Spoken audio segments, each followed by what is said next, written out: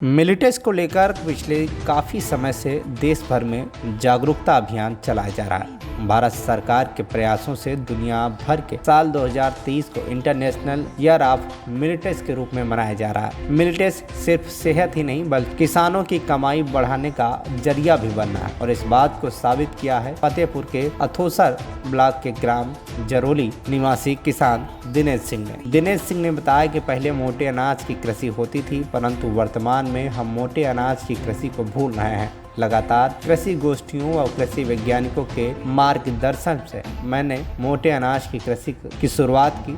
मैंने 12 हेक्टेयर में ज्वार की कृषि की है। हमें स्वस्थ रहने के लिए मोटे अनाजों की ओर लौटना होगा, तभी हम और हमारी आने वाली पीढ़ियां उत्तम स्वास्थ्य प्राप्त कर सकेंगी। किसान के इस प्रयास को सराहनीय बताते हुए जिला कृषि अधिकारी ब्रजेश सिंह ने बताया कि फतेहपुर की किसान अब मोटे अनाज की कृषि कर रहे हैं। सरकार ने मोटे अनाजों की एमएसपी भी तय कर दी है। साथ ही फतेहपुर में मोटे अनाजों के लिए 5 क्रय केंद्र भी खोले गए हैं। अब इन सब के माध्यम से किसानों को सुविधा युक्त किया जा रहा है ताकि किसानों को मोटे अनाजों की स्वीकारता बढ़े और किसानों की आमदनी में भी इजाफा हो। धान गेहूँ चावल से लोग बीमार हो रहे हैं, तरह तरह की बीमारियां आ रही हैं। यदि हम मोटे अनाज का प्रयोग करते हैं तो इसमें सारे न्यूट्रियल्स जितने मिनरल्स हमें शरीर में चाहिए वो ऑटोमेटिक मिल रहे हैं। शरीर बीमार नहीं होता है, नीचे से हमको भूमिगत जल का दोहन नहीं होता है, फर्टिलाइजर नहीं पड़ता है। इसलिए मोटे अनाज की महती ज़रूरत है आज के समय में। मिलेट्स वर्ष 2023 माननीय मोदी जी के उनने घोषित किया, उसके लिए हमारा कृषि विभाग फतेहपुर निरंतर प्रशिक्षण गोष्ठी बाइक्स रैली करके न्याय पंचायत ग्राम पंचायत स्तर में ब्लॉक स्तर पे मतलब निरंतर प्रयास कर रहा है कि मिलेट्स मोटा अनाज पैदा हो, किसान उसको खाएं, मंडी तक ले जाएं, बाजार में ये महंगा भी बिकता है। जो आज की युवाओं की बहुत ज़रूरत है कि मोटे अनाज पैदा करने की, क्योंकि अब शहरी क्षेत्रों में नौकरियों में बड़ी दिक्कत है। हम तो यही चाहेंगे कि युवा आएँ, खेती में करें, अच्छी-अच्छी प्रजातियाँ मोटे अनाजों की लाएँ, उनको पैदा करें, अन्न अपने युवा भाइयों को भी प्रेरित करें। बाज़ार में लेके महंगे से महंगे दाम में ये बिकता है।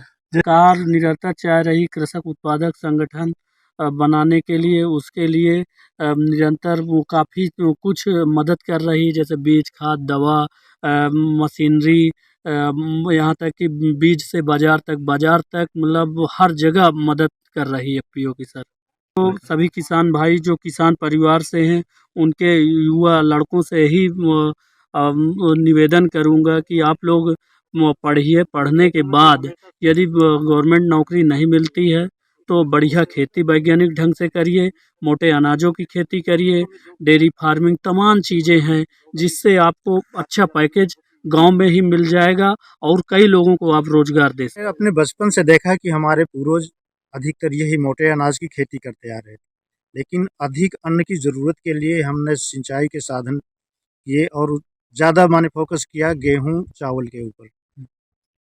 लेकिन आज की ज़रूरत है, जैसे कि वैज्ञानिकों ने हमको सलाह मशविरा दिया और जगह जगह में कृषि गोष्ठियों में हमको बताया गया कि इसकी ज़रूरत है और हमने भी महसूस किया कि आज की तारीख में, आज के समय में हमको इसकी ज़रूरत है कि हमारे ज़मीन से ज़्यादा से ज़्यादा जो हम पानी का निकाल रहे हैं, पानी का उपयोग कर रहे हैं, उन फसलों के बजाय ऐसी फसलों का क्यों ना करें जिसमें कम पानी लगे, कम खाद का इस्तेमाल हो।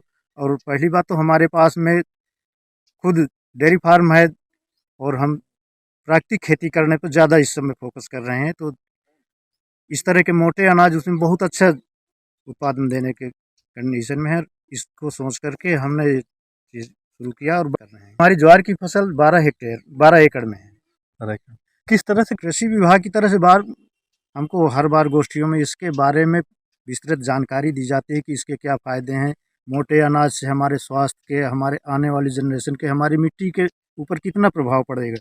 उस चीज़ को मद्देनज़र रखते हुए हमने ही पहल किया कि हम एक गांव में उदाहरण के तौर पे ये चीज़ करें, जिससे कि बाकी भी लोग देख करके, क्योंकि काफ़ी आदमी आते हैं इसको देखते हैं आकर के और इसको देख करके काफ़ी माने प्रेरित हो रहे हैं कि अभी हम भी करेंगे इसको। मेरे संपर्क में जितने भी आते हैं या हम उनको यही कहेंगे कि जो निगेटिव ग्रेन्स हैं उसको अपने भोजन से हटाएं धीरे धीरे करके। और ये खैर पॉजिटिव ग्रेन में नहीं है, लेकिन न्यूट्रल ग्रेन में आ रहा है, और इसके लिए हम सबको सिफारिश करते हैं कि इनका खाने में ज़्यादा से ज़्यादा उपयोग करें और खुद हम इसका पैदावार बढ़ाएं।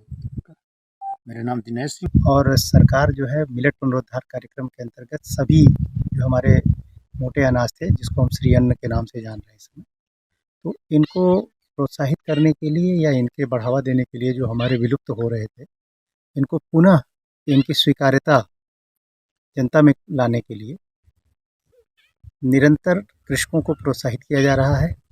इसके लिए राज्य सरकार ने विभिन्न योजनाओं में मिनी किट वितरण कराए हैं, किसानों को निरंतर प्रशिक्षण दिया जा रहा है, और वर्तमान में मिलेट्स रैली और मिलेट जागरूकता कार्यक्रम, मिलेट्स के लिए प्रशिक्षण किसानों का एवं बीज उत्पादन में किसानों को प्रशिक्षित किया जा रहा है।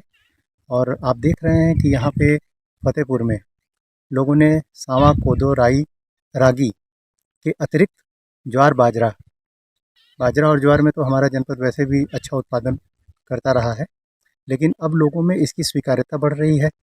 सरकार ने इसका एमएसपी भी घोषित कर दिया है।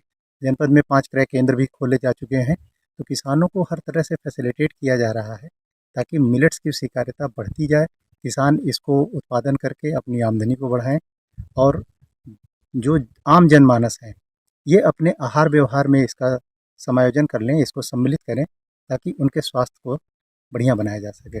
बहुत सराहनीय कार्य है, और लोगों ने मिलेट को धीरे धीरे अपनी आमदनी का जरिया बनाया है। चूँकि हमारे जनपद में लगभग 60% रबी के सापेक्ष खरीफ में फसल होती है, और इसके लिए जो है हमारा जो एक फसली अधिक है, सॉरी 2 फसली के सापेक्ष हमारा एक फसली अभी जो क्षेत्र बच जाता है, उसमें मिलेट्स को, चूँकि सिंचाई के साधन का अभाव है, तो मिलेट्स को सम्मिलित करना होगा। ये एडवर्स कंडीशन में, कम पानी में और बिना अधिक न्यूट्रिशन ज़मीन से लिए हुए ये पैदा हो जाते हैं, तो किसानों के लिए आमदनी का एक अच्छा ज़रिया है। और इस तरह के जो किसानों के द्वारा सराहनीय पहल की जा रही है, इसको अन्य किसानों को भी इससे प्रेरणा मिलेगी, और वो भी अपने लिए एक आमदनी का ज़रिया बनाएंगे, जो खरीफ में किन्हीं कारणवश फसल नहीं ले पाते हैं। फतेहपुर से पंकज पटेल की रिपोर्ट, TV1 इंडिया न्यूज।